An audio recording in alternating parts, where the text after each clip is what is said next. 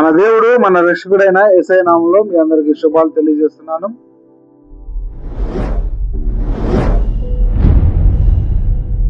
ఈ జూన్ నెల 10వ తేదీన దేవుడు మనకు ఒక వాగ్దానాన్ని తెలియజేయాలని ఆశపడుతూ ఉన్నాడు. ఆ వాగ్దానాన్ని చదువుకొని మన జీవితంలోకి స్వాధీనపరుచుకుందాం. పరిశుద్ధ బైబిల్లోంచి న్యాయాధిపతులు 11వ అధ్యాయము 32వ వచనంలో దేవుడు ఈ రీతిగా తెలియజేస్తూ ఉన్నాడు. అప్పుడు యెఫ్తా అమోనీయులతో యుద్ధం చేయుటకు వారి యుద్ధకు సాగిపోయినప్పుడు యెహోవా అతని చేతికి వారిని అప్పగించెను. ఈ చిన్న వాక్యంని దేవుడు దీవించునుగాక. ఇక్కడ యెహోవా అతని చేతికి వారిని అప్పగించెను. ఎవరిని? అమోనీయులని. అమోనీయుల్ని ఎందుకు అప్పగించారంటే, ఇక్కడ దేవుడు ఇశ్రాయేలీయులను అమోనీయుల చేతికి అప్పగించాడు. ఎందుకంటే ఇశ్రాయేలీయులు పలుమార్లు పాపం చేస్తూ ఉన్నారు. వారు నిజమైన దేవుణ్ణి ఎరుగకుండా పాపంలో జీవిస్తూ ఉన్నారు. అది బైబిల్ లేఖనాల్లో తెలియజేస్తున్నటువంటి మాట. ఇశ్రాయేలు వారి నోటితో చెప్పినటువంటి ఆ మాటను చదువుకొని ఇప్పుడు ధ్యానించుకుందాం. న్యాయాధిపతులు 10వ అధ్యాయము 15వ వచనంలో ఈ రీతిగా ఇక్కడ రాయబడి ఉంది. అప్పుడు ఇశ్రాయేలీయులు దేవునికి ఈ మాదిరిగా మొరపెట్టుకుంటూ ఉన్నారు. మేము పాపం చేసి ఉన్నాము. నీ దృష్టికి ఏది అనుకూలమో దాని చొప్పున మాకు చేయము. ఇక్కడ ఇశ్రాయేలీయులు నిరుత్సాహంతో వారు అనేక మార్లు పాపం చేసి ఉన్నారు. దేవుడు వారిని క్షమిస్తూ ఉన్నాడు. పలుమార్లు ద్రోవ తప్పుతూనే ఉన్నారు. అయితే ఇక్కడ వారికే నిరుత్సాహము, నీరసం వచ్చేసింది. దేవుడి పట్ల ఎన్నిసార్లు ఈ దేవుడు మనల్ని రక్షించినా మనము దేవుణ్ణి విసర్జించిన వారిగా బ్రతుకుతున్నాం. అయితే నీకు ఏది అనుకూలమో మాకు అదే చేయి దేవుడా అని వారు దేవునికి మొరపెట్టుకుంటున్నారు.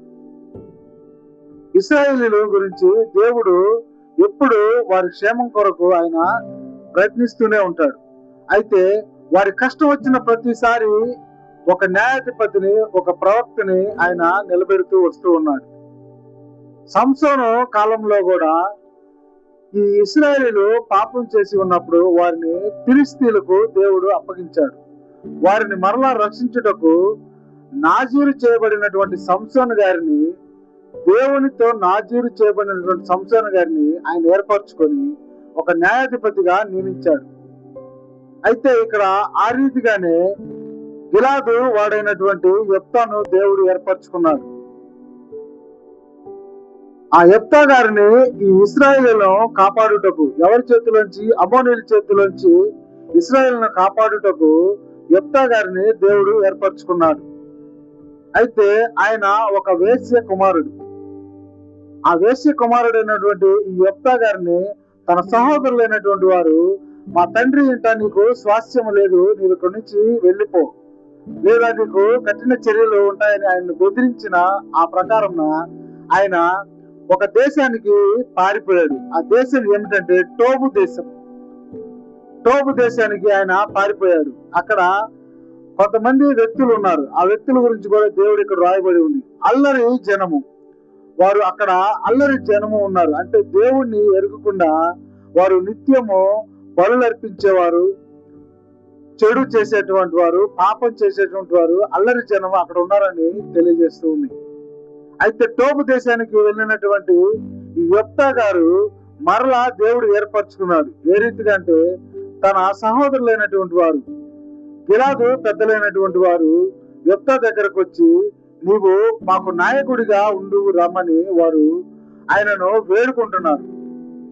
మనకు బైబిల్లో ఈ సన్నివేశాన్ని చూసినప్పుడు యోసేపు గారు గుర్తొస్తూ ఉంటారు. యోసేపు గారు కూడా కలల భావం కలిగినటువంటి వ్యక్తి. తన సొంత సహోదరులే ఆయనను గుంటలోకి త్రోసివేశారు. మరలా త్రీసి ఆయనను వెండి నాణ్యాలకు వేరొకరికి అప్పగించి అమ్మివేశారు. అయినా దేవుడు యోసేపు గారిని ఎంచుకున్నాడు. ఆయన ఐగుప్తు దేశానికి ఒక గొప్ప ప్రధానిగా దేవుడు ఏర్పరిచాడు. అయితే ఇక్కడ కూడా యెఫ్తా గారిని దేవుడు ఏర్పరచుకున్నాడు. కాబట్టి తన సహోదరులు వచ్చి, నీవు మాకు అధిపతిగా ఉండు రమ్మని ఆయనను వేడుకున్నారు. అయితే యెఫ్తా గారు ఆ తీర్మానం ప్రకారం అక్కడికి వెళ్ళి దేవునితో తీర్మానం చేసుకున్నాడు. దేవా, నేను నాకంటే బలస్తులైనటువంటి ఈ అమోనీయుల మీద యుద్ధానికి వెళుతున్నాను. నీవు నాకు తోడుగా ఉండు అని దేవునికి ప్రార్థించాడు. ప్రార్థించిన ఆ ప్రకారమున ఆయన యెఫ్తా గారి మాటను, ఆయన ప్రార్థనను ఆలకించి ఇక్కడ 32వ వచనంలో దేవుడు ఈ రీతిగా ఆయనకు గొప్ప మేలు చేశాడు. అప్పుడు యెఫ్తా అమోనీయులతో యుద్ధము చేయుటకు వారి యుద్ధకు సాగిపోయినప్పుడు యెహోవా అతని చేతికి వారిని అప్పగించెను. దేవుడు నమ్మిన వారిని ఎప్పుడు విడువడు. ఆయన నమ్మిన వారిని ఎప్పుడు మర్చిపోడు. ఆయన ఎప్పుడు మన వెంటే ఉంటూ మనకు సహాయం చేయడానికి ఎల్లవేళలా మన తోడే ఉంటాడు.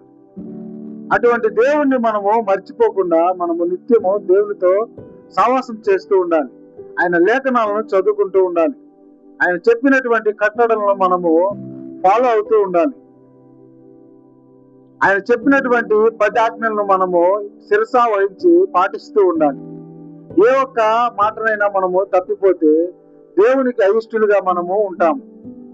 ఆ రీతిగా మనము ఉండకుండా ఈరోజు దేవుడు మనల్ని ఆయన రక్తంతో మనల్ని కడగబడి ఆయన మనల్ని కొనుక్కున్నాడు. ఆయన రక్తంతో మనల్ని కొనుక్కొని మనల్ని పరిశుద్ధులుగా, పవిత్రులుగా మార్చాడు. ఇంకనూ పాపం చేసేవారిగా ఉంటే నీవు నీ శత్రువుల చేతికి అప్పగించబడతావు. అయితే దేవుడు నీకు ఆ మాదిరిని ఇక్కడ తెలియజేస్తున్నాడు. నీవు నీతిగా, నిజాయితీగా దేవుని చెప్పినటువంటి మాటలను, కట్టడలను ఫాలో అవుతూ ఉంటే దేవుడు నీకు గొప్ప మేలులు చేస్తూ ఉంటాడు. ఈ మాదిరిని మనమందరం కలిగి ఉండాలి. అయితే దేవుడు ఈరోజు నీ శత్రువులను నీ చేతికి అప్పగించాడు అనుకో, వారిపైన నీవు విజయం సాధించడం అనేది ముఖ్యమో కాదు. వారిని క్రీస్తు యొద్దకు మనము నడిపించే వారిగా మనము కొనసాగాలి. వారి హృదయాలను మనము దేవుని వాక్యాలతో నింపాలి. ఆ రోజు యెఫ్తా గారు అమ్మోనీయుల మీద యుద్ధము గెలిచారు. కానీ ఈ రోజు మన శత్రువుల మీద దేవుడు చూపిన ప్రేమను మనం చూపించి వారిని మనము జయించడం కాదు, కానీ మనతో పాటు దేవుని యొద్దకు తీసుకొచ్చే వారిగా మనం ఉండాలి. అందుకే ఈ రోజు దేవుడు ఈ మాటను మనకు తెలియజేస్తున్నాడు. మన శత్రువులని మనము ప్రేమించాలి. నీ ఎరుగు పొరుగు వారిని నిన్ను వలె నీవు ప్రేమించాలని దేవుడు చెప్పినటువంటి మాటను ఇక్కడ యెఫ్తా గారైతే అమ్మోనీయుల మీద యుద్ధాన్ని గెలిచాడు.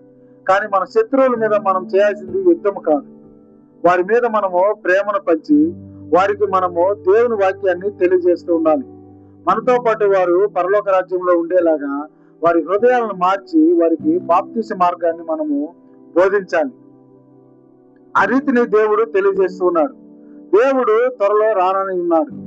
ఆయన 2వ రాకడలో భూమి మీద ఉన్నటువంటి ప్రతి ఒక్కరూ ఆయన రక్తంలో కడగబడి బాప్తిసం పొంది జీవ గ్రంథంలో వారి పేర్లను లిఖించే విధంగా మనము పరిచర్య చేయాలి. ఆ మాటలను మనము శిరసా వహిస్తూ ఈ భూమి మీద జీవించదము గాక. అట్టి కృపా ధన్యత దేవుడు మీకును నాకును దయచేయను గాక. ఆమేన్.